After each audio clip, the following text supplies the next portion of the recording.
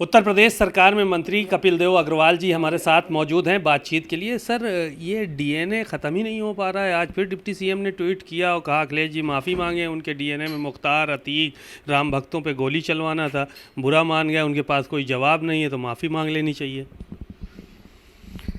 देखिए, अखिलेश यादव जी ने जिस प्रकार से बहुत ही निंदनीय, बहुत ही खराब टिप्पणी और जो सड़कों का उन्होंने जिक्र किया उनके कार्यकर्ताओं ने, और चीज़ों को बहुत ख़राब, मुझको लगता है कि इससे महत्वपूर्ण बात यह है कि जिस प्रकार से देश का प्रदेश का वातावरण इस समय है, जिस प्रकार से ऑपरेशन सिंदूर हुआ, ऑपरेशन सिंदूर में देश का हिंदू मुस्लिम समाज का प्रत्येक व्यक्ति तिरंगे के नीचे खड़ा है, भारत माता के साथ खड़े नजर आ रहा है, भारत माता की जय जयकार कर रहा है। देश को पाकिस्तान के खिलाफ एक आक्रोश पूरे देश के अंदर है। तो मुस्लिम तुष्टीकरण की राजनीति श्री अखिलेश यादव कर रहे थे, मुझको लगता है उनका वो धरातल, वो बेस भी दरकता हुआ नजर आ रहा है।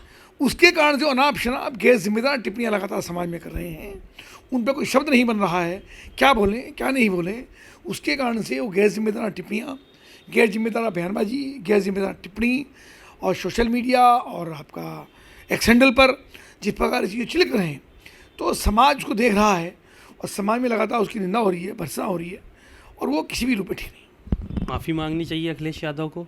मेरा विषय नहीं है, जिन लोगों ने पर चर्चा की है, पर मुझको लगता है सामाजिक दृष्टि ठीक नहीं है। बिजली की दरें महंगी करने को लेकर एक प्रस्ताव दिया है पावर कॉरपोरेशन ने नियामक आयोग को।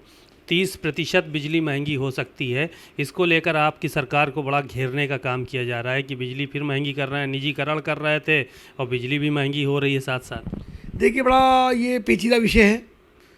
विद्युत नियमिकरण आयोग जो है वो बिल्कुल अलग प्रकार से समीक्षा करता है और सीधा उस सरकार की इनकम, बिजली विभाग की इनकम, विभाग के खर्चे, लाइन लॉस कितना है, एक्सपेंसेस कितने हैं, सबको बिजली भी चाहिए, 24 घंटे बिजली भी चाहिए, संसाधन भी चाहिए, नई नई लाइन चाहिए, और बिजली का शटडाउन ना हो, बिजली का ड्रॉप ना हो, ऐसी बहुत सारी बातें हैं।